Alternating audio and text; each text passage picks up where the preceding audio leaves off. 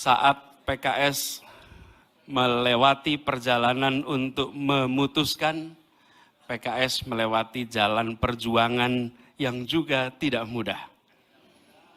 Banyak rayuan, banyak tekanan, dan juga mungkin ada ancaman, tapi PKS tetap berpegang teguh pada prinsip bahwa ini adalah perjuangan untuk kemajuan bangsa, untuk perbaikan, dan insya Allah itu akan mendapatkan kemudahan dalam perjalanan nanti.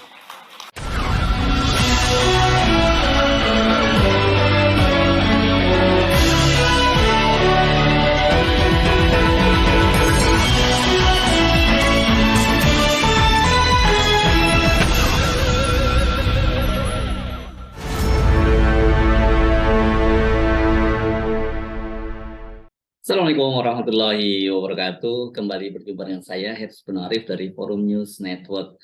Partai Keadilan Sejahtera hari ini, Kamis 23 Februari 2023, secara resmi mendeklarasikan Anies Baswedan sebagai calon presiden yang akan mereka usung pada Pilpres 2024 nanti. Keputusan mendeklarasikan Anies Baswedan itu disampaikan oleh atau tepatnya dibacakan oleh Presiden PKS Ahmad Saihu pada penutupan musyawarah Majelis Syuro ke-8 PKS yang dilaksanakan di kantor DPP PKS di Jalan Simatupang di Jakarta Selatan. Melalui musyawarah yang ke-7, musyawarah Majelis Syuro yang lalu, ternyata musyawarah kali itu memberikan clue kepada kita 3 hal.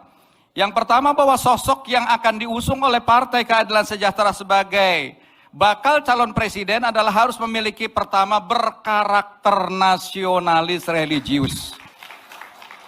Kemudian yang kedua, sosok itu adalah juga sebagai simbol perubahan. Apa yang ada kebaikan-kebaikan pada hari ini kita akan lanjutkan dan kemudian melakukan inovasi perubahan untuk menuju kepada kesempurnaan. Dan yang ketiga adalah memiliki peluang menang juga besar. Nah, Bapak Ibu Saudara sekalian, proses musyawarah Majelis Syuro yang ke-8 pada hari ini, alhamdulillah, pembahasan itu mengerucut bahwasanya sosok yang dimaksud pada musyawarah Majelis Syuro yang ke-7 itu jatuh pada Anies Rashid Baswedan.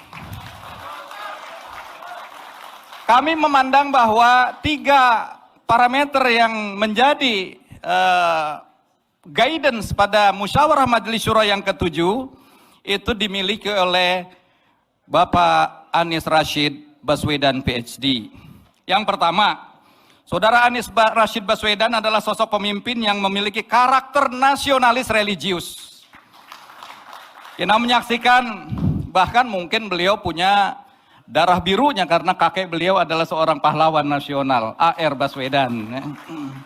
Jadi kita yakin mudah-mudahan darah biru dari kakek beliau ini sebagai pejuang yang alhamdulillah mendapat gelar pahlawan nasional akan menurun dan diwarisi oleh Saudara Anies Rashid Baswedan. Yang kedua, Saudara Anies Rashid Baswedan juga adalah sosok pemimpin yang bisa memadukan antara nilai-nilai nasionalisme dengan religiusitas menjadi satu kesatuan yang padu dan utuh, tidak terpisahkan. Agama menjadi inspirasi bagi nasionalisme dan nasionalisme memuliakan peran-peran agama. Dan yang ketiga, kami menilai bahwa Saudara Anies Rashid Baswedan ini adalah sosok pemimpin yang memiliki rekam jejak yang mumpuni dan menjadi simbol perubahan bagi kemajuan pembangunan. Itu sudah dibuktikan oleh beliau ketika membangun daerah istimewa, daerah ibu kota DKI Jakarta. Ya, dan ini tadi kalau tadi serah terima sana, DPW PKS DKI menyerahkan sepenuhnya kepada DPP bahwa Pak Anies sudah berhasil di DKI, mohon kiranya untuk bisa diusung untuk menjadi pimpinan nasional. Ya, dan itu saya kira ini bagian dari upaya kita untuk mengusung beliau sebagai tokoh nasional. Mudah-mudahan Allah takdirkan sebagai Presiden Republik Indonesia pada 2024. Keputusan Majelis Syuro PKS itu disambut gembira oleh Anies Baswedan, dan dia kemudian mengingatkan kembali bahwa mereka ini sebelumnya sudah bekerja sama dalam Pilkada DKI 2017. Pilkada DKI itu waktu itu PKS berkoalisi dengan Gerindra, mereka menangkan, dan menurut Anies tugas yang diberikan oleh PKS untuk menjadi pemimpin di ibu kota selama 5 tahun itu juga sudah tuntas dilaksanakan. Kini saatnya, kata Anies, bekerja sama lagi menghadapi tantangan yang lebih besar, yakni memimpin Indonesia. Alhamdulillah, kita bersyukur kepada Allah Subhanahu wa taala pada siang yang cerah dan teduh ini. Kita bersama-sama diberikan nikmat sehat, kekuatan untuk bisa berkumpul bersama dalam sebuah majelis yang insya Allah mulia ini. Izinkan dalam kesempatan ini kami menyampaikan bahwa kebersamaan dengan PKS bukanlah sesuatu yang baru. Selama 7 tahun ini, sejak tahun 2016, pada waktu itu kami duduk di ruang yang sama dengan ruang yang tadi. Persis proses yang sama dengan yang tadi. Mendapatkan amanat dari PKS untuk menjadi calon gubernur di Jakarta. Karena itu kebersamaan ini sudah mengakar dan tumbuh kuat, tinggi menjulang ke atas. Apalagi kebersamaan itu dipupuk melalui masa-masa perjuangan yang tidak bisa dibilang mudah. Pada masa itu kalau kita ingat, mungkin Pak Presiden juga ingat, pada masa itu hampir semua survei meletakkan yang diamanati oleh PKS ini selalu nomor 3 di survei manapun pada waktu itu. Tetapi itu tidak membuat ciut. Bahkan PKS dan seluruh kadernya menjadi makin bersemangat dalam perjuangan pada masa itu. Semangatnya berlipat, bara perjuangan membara, kerja keras. Akhirnya, kemudian kerja besar itu atas pertolongan Allah, atas izin Allah diantarkan pada kemenangan di Jakarta. Survei-survei yang semula menempatkan nomor 3 tak lagi muncul di permukaan. Alhamdulillah, kemenangan itu menghasilkan bukan saja kemenangan bagi PKS, bukan saja kemenangan bagi calon gubernur dan wakil gubernur, tapi juga kemenangan untuk warga Jakarta. Dan dalam perjalanan 5 tahun bertugas di Jakarta, PKS mendampingi, mendukung, mengawal erat seluruh perjuangan yang ada di Jakarta. Ikhtiar kita untuk membawa perubahan, ikhtiar kita untuk bisa menghadirkan kebahagiaan, juga mengalami cobaan. Bahkan di masa-masa itu ada pandemi dan berbagai macam tantangan lainnya. Alhamdulillah, bersama PKS, Jakarta kita sama-sama jaga. Yang terjadi adalah Jakarta yang tenang, teduh, aman, damai, tentram, dan penuh saling toleransi di seluruh warganya. Yang muncul adalah perasaan saling menghormati antar unsur di Jakarta. 5 tahun yang tenang, teduh, damai. Bukan 5 tahun yang ada ketegangan, bukan 5 tahun yang ada suasana tidak nyaman. Karena itu bersama dengan PKS yang sudah panjang ini, dengan rasa syukur dan rasa bahagia, kami sampaikan bahwa kita telah sampai di sebuah pelabuhan kemarin. Tujuan menghadirkan keadilan, ketentraman, kesejahteraan, persatuan di Jakarta telah tuntas. Dan kini kita memulai sebuah babak baru. Hari ini izinkan dengan kerendahan hati dan dengan mengharap ridho dan pertolongan dari Allah Subhanahu wa taala. Kami merasa sangat terhormat untuk secara resmi menerima pencalonan sebagai calon Presiden Republik Indonesia tahun 2024-2029 dari Partai Keadilan Sejahtera. Ini adalah sebuah amanat besar.